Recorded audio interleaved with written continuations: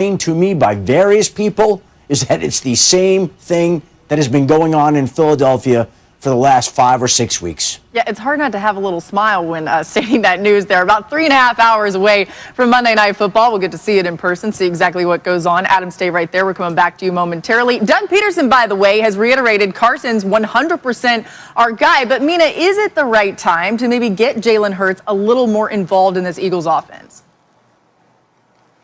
No, I actually don't think it's the right time to get him a little more involved. I think it might be the right time to get him a lot more involved, but you have to make a decision either way, right? Like what they've been doing and perhaps might be doing a little bit more based on what you believe is sprinkling him intermittently in the game, not giving him an entire series, hoping for some juice the way Taysom Hill occasionally would give juice to the Saints offense.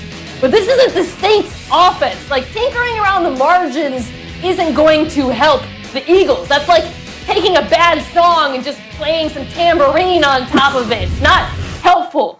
If they want to see what they have in Jalen Hurts, let him play a game or let him play an entire half. I don't really see how mixing him intermittently helps anyone. Well, listen, bearer of bad news must enter the chat, okay? First, two things can be true.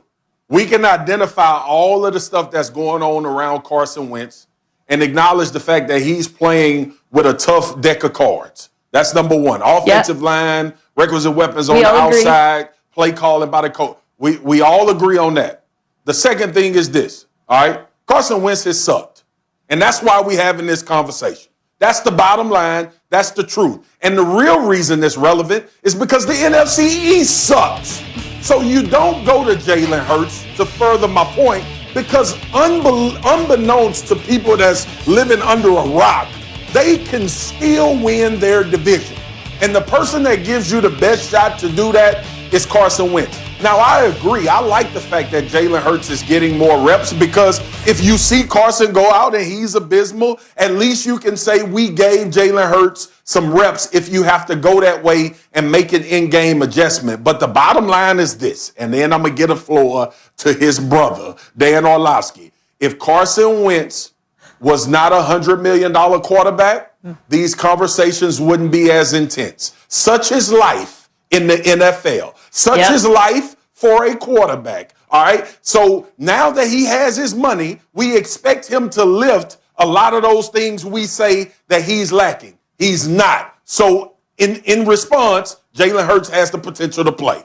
Go ahead, Dan Orlovsky. All right, let's make something very clear. This is the most important month this season for the Eagles. There's their 4 toughest games. If they want any chance to win this division that's beat up, they need Carson Wentz to take the great majority of the snaps, and he needs to have his best football that he's had all year.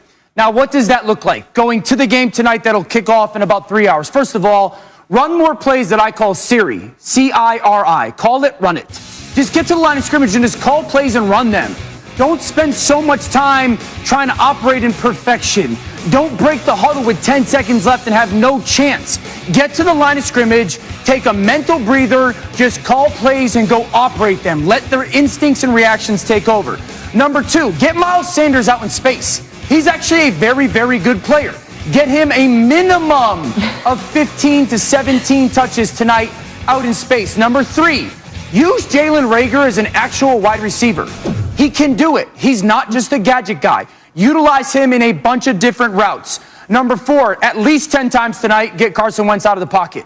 At least 10, not scrambles, designed out of the pocket. That allows him to create offense for you guys. It allows him to play free. It gets him into the game, especially early on. Now going to Jalen Hurts. I got no problem using Jalen Hurts some, but it has to be situationally. 3rd and 3 or less. 3rd and 3 or less. Maybe you bring him on the field, get Carson Wentz off. You can play 11-on-11 football. You can use some of the zone read. Down in the red zone, which you haven't been good on.